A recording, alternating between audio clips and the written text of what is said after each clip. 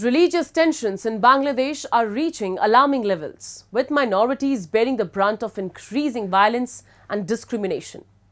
The recent assault on a lawyer defending Hindu monk Chinmoy Krishna underscores the dangers faced by those advocating for minority rights. Das's arrest on sedition charges has further ignited fears, as hundreds of violent incidents targeting the Hindu community have been reported since August. The international community, including UK lawmakers, is now voicing serious concerns over the worsening crisis. There is more on this troubling development. A Bangladeshi lawyer who was defending Hindu monk Chinmoy Krishna has been brutally attacked by Islamists at his home. The lawyer is now in the intensive care unit fighting for his life. ISKCON India, which reported the attack, describes it as a sign of the growing dangers faced by those defending the rights of religious minorities in Bangladesh. This attack follows a series of violent incidents in Bangladesh following the monk's arrest. Arrested on November 25th at Dhaka airport, Chinmoy Krishna is facing sedition charges for allegedly disrespecting Bangladesh's national flag during a rally in October.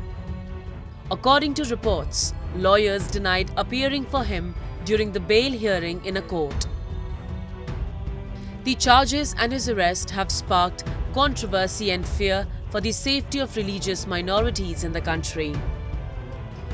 The incident has added to the growing tensions between India and Bangladesh, which have been escalating following the ouster of Sheikh Hasina.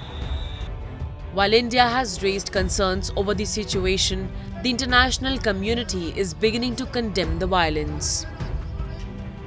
Recently, British MPs brought up the violence against Bangladesh Hindus in the UK Parliament.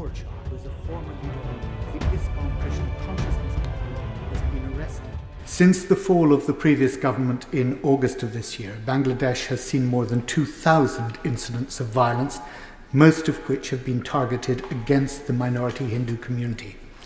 Hindus make up less than 10% of the Bangladesh population, and my honourable friend will be aware that anti-Hindu violence has been a recurrent event in the country, and indeed the Jamaat-e-Islami party was earlier this year banned after riots in which 200 people were killed.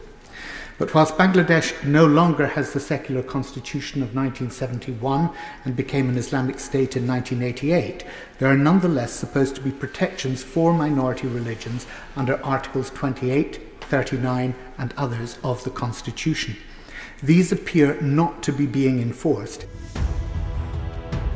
In response to the deteriorating situation and arrest of Hindu religious leader, Bangladeshi feminist author Taslima Nasreen, who was forced to flee the country for her outspoken writings, expressed her concerns on social media.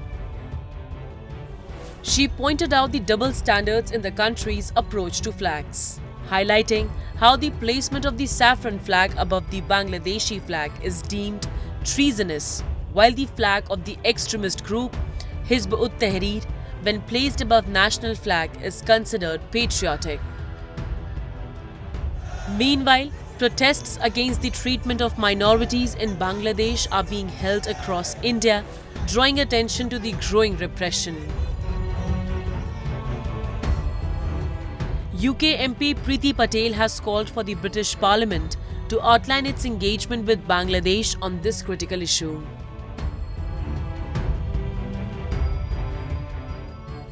The degree of escalation in the violence is deeply, deeply concerning.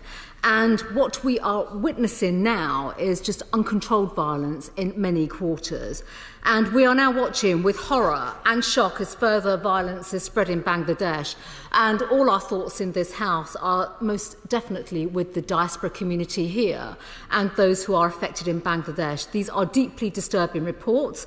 So given the current instability in Bangladesh and since the departure of the former Prime Minister in August, this is a moment of deep concern.